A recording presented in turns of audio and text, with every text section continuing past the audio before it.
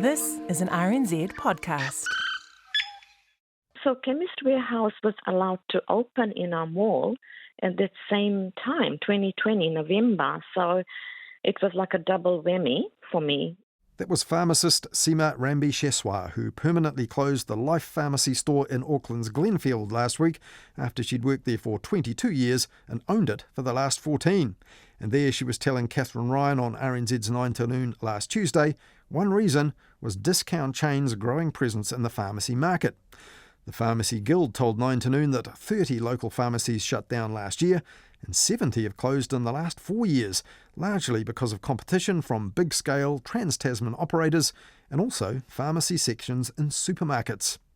Now, supermarkets' share of the grocery market and the way they set their prices have also been controversial issues for some time, and the government's Grocery Industry Competition Bill is its effort to improve competitiveness and choice, including a new code of conduct for its dealings with suppliers and a requirement for them to wholesale products to its rivals.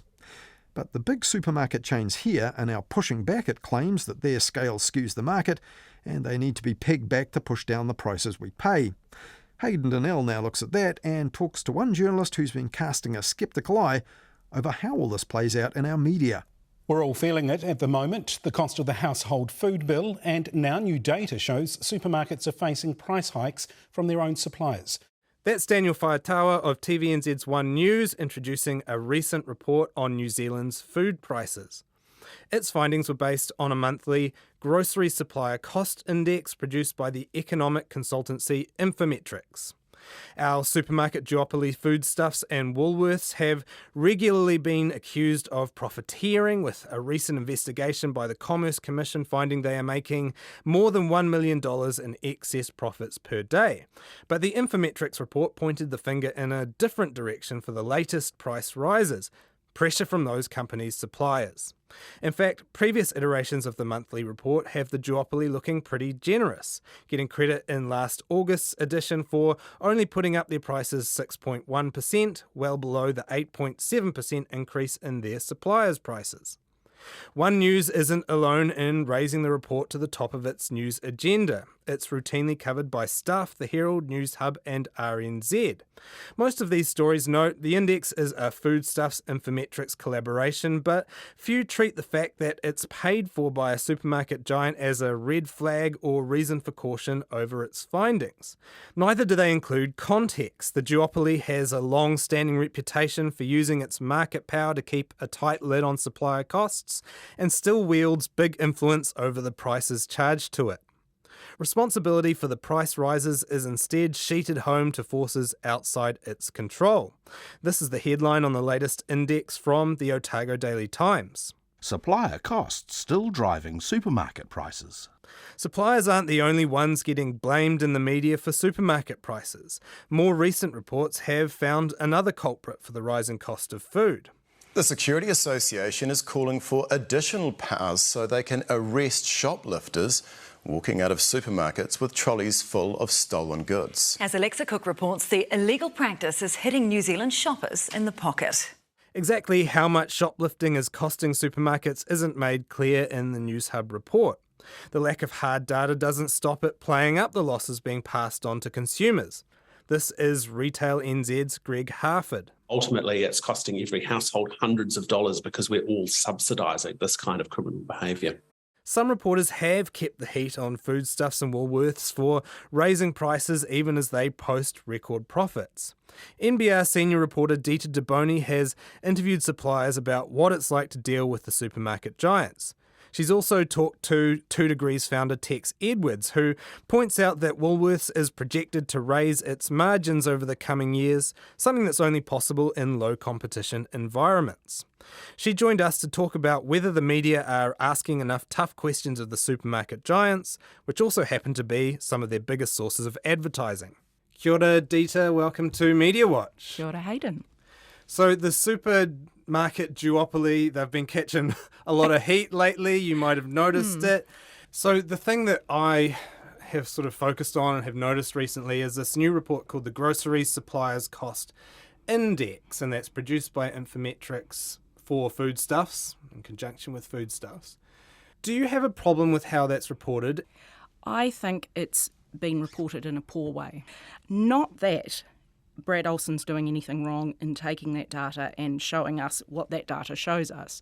Having spoken to many suppliers and having done many, many stories about the way the supermarkets pitch themselves in this environment of price inflation, what I believe is that the prices they're giving Brad Olsen to look at are not the actual prices. For example, suppliers pay all sorts of charges for having their products carried in a supermarket. They pay for promotion, they pay for warehousing, which shelf they're in, which supermarket they're in. None of those differences across products, across stores, across regions, none of that is included in that data. So that data is just a top-line price that they say, you know, we pay the supplier X. That is not the true price, in my view. From what I can see, there's just so much variation that you can't even do that kind of comparison. Because what you're talking about there is how these suppliers have been squeezed over the years. And this is something that's come through in your reporting. You talk to them and they say, look, we could only put our prices down. And it seems like maybe they've reached breaking point now where they have to either put their prices up or die. That's right. They called it the catch-up effect. I mean, what's happened is many small suppliers have gone to the wall.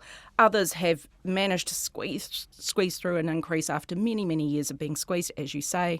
This does not apply to the large suppliers, you know, the Unilevers, the Mondelez International, all those people, because they've got much more leverage. They don't have to pay all these part charges that suppliers pay. So it's a very complex situation and picture of which this reporting gives no hint. Again, Brad Olsen, respected economist, known for having integrity, not a knock on him, but should it be disclosed more, made a bigger deal of in news stories that this is a report paid for by Foodstuffs? And has that disclosure been forthcoming enough? Has that been analysed enough in the media? No, of course it hasn't. And none of these contextual issues have been. You know, that's a real problem. But of course, the media is in a bind in that in a small market, they are huge advertisers. And still good reporting comes out and things have been said. But it's food is such an essential part of people's lives that this should be really front and centre of all coverage. It's happening all over the world where suppliers are at loggerheads with supermarkets about who's going to bear the brunt of the blame for cost inflation. But in other parts of the world where supermarkets aren't as powerful, even the Tesco's, the Walmarts, they get pushback. Whereas in New Zealand, it's very hard to find that pushback because the supermarkets have such a stranglehold on all parts of the chain. When these things come before the Select Committee, which they did last week, there are so few politicians putting the supermarket's feet to the fire. And where is the media reporting? When these hearings were heard last week and Foodstuffs appeared before the Select Committee, where were people questioning them then? It's too late, you know. We've got the Grocery Industry Competition Bill coming up this year. That's the Select Committee that Foodstuffs appeared in. Do you have a lot of hope that that will really change the game? When that debate really comes before Parliament, the media will take up this mantle and apply this kind of really critical eye to competition in the supermarket sector? This should be happening right now. People who are competition advocates say that the supermarket should have been forced to divest either part of their wholesale or part of their retail. That hasn't happened here. What's happened is the government has made these suggestions of a commissioner and a code, and they've opened up wholesale, which means that the duopoly have to make their groceries available to competitors. But even at that level, the duopoly is fighting back. They're happy with the changes, which suggests that they're not anywhere near strong enough. People like Tex Edwards have called for retail to be opened up. So what he would like to do is see the supermarkets forced to divest their stores to a third player. And he is positing himself as a third player because he's got the funding for a nominal third player. But, you know, he's going back to the Select Committee. Where were the politicians? Andrew Bailey was really the only one that lobbed any meaningful questions, Andrew Bailey from National, and even then they were kind of business-friendly questions. But at least he showed up and asked some questions. I mean, this was the day Foodstuffs appeared. Foodstuffs is the most powerful supermarket company in New Zealand, and they should have had their feet held to the fire with people who know what they're talking about. I mean, they brought a lawyer, they brought 3 or 4 people to submit, and they just got absolutely no questioning and no pushback whatsoever.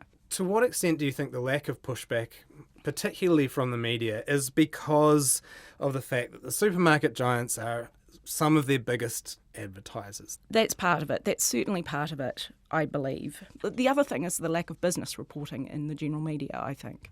Business reporting tends to be ghettoised, whereas in fact it cuts to the heart of this very issue, this very story. And that's one of the problems as well, I believe. You've actually got personal experience of trying to cover the duopoly in a critical way in mainstream media and having more editorial hoops to jump through or more pushback on your story than you usually would, don't you? Yes. Well, last week I talked to Ernie Newman, who was the CE of 2ANZ and oversaw the deregulation of telecom. So he's very hot on the supermarket issue. The Herald had run a story by Kate McNamara, a report that had been done for MB, which showed that New Zealand's duopoly was a distant outlier in terms of competition and profits in the entire world. So the Herald had run this story. Ernie Newman came along and wrote a fulminating column about it. They took out a few words that the supermarket didn't like. And I said to Ernie, actually I had a different experience 20 years ago when I wrote a column about the supermarkets for the Herald, that they showed my column to the supermarkets before they put it in the paper in those days. It's Kate McNamara, Ernie Newman, they know what they're talking about.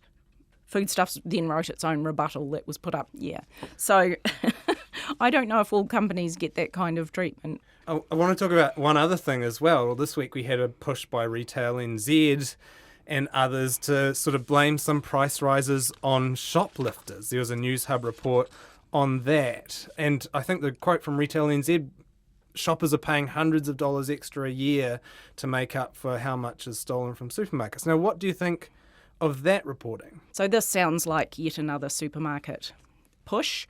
Absolutely. Shoplifting is the mosquito on the ankle of the supermarket duopoly. Notwithstanding that it is a problem. Tex Edwards talks about these net profit margins, which is a measure he uses, which I think is more accurate. It's gross profit margins minus selling expenses. And, Walmart, Tesco, Sainsbury, all theirs are around 1% to 2%. Woolworths, which covers New Zealand and Australia, but within that New Zealand is a much more profitable organisation because of the monopoly, they've got 4.4% margins this year, climbing to 5% and over 5%. Okay, I put you in charge of covering the supermarkets. You're the czar of supermarket coverage. What would you do differently? I think there has to be an understanding of the context. And here again, you do come up against the time pressures and the, resources-starved newsrooms and so forth. But an understanding of business journalism is important, I think, if you're covering these industries. And many of the stuff in the Herald reporters have that understanding, so that's great. But, food, people's being able to eat, being able to afford food, just should be much more prominent than it is. And people have to go at these supermarkets with knowledge. More effort probably needs to be made. Thank you very much, Dita. Thank you, Hayden.